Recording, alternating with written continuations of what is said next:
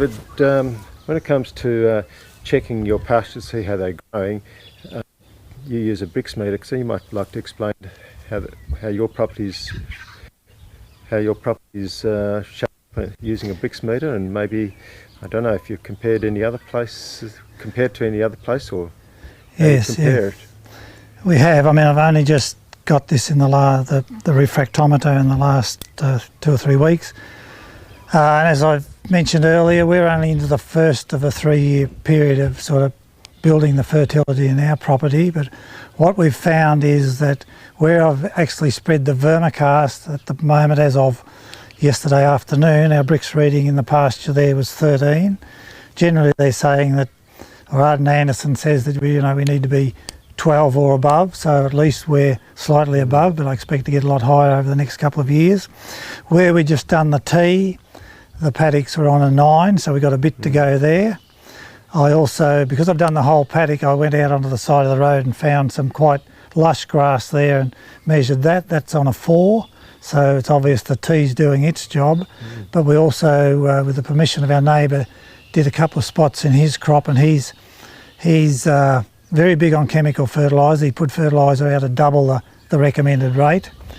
On one part of his farm we couldn't get a reading at all. It was virtually on 0, and on his best part it was up to 9. So we can see quite clearly that the best of his, using double chemical fertiliser, is only equal to the worst of mine with a couple of doses of tea, and the ones we've had the vermicast as well, we're up above the standard and can only get better. So once upon a time, farmers used to think of perhaps their tractor as their most valuable implement. I think in the future the refractometer and being able to actually judge the quality of what you're growing is going to be the most important piece of equipment on a farmer's property.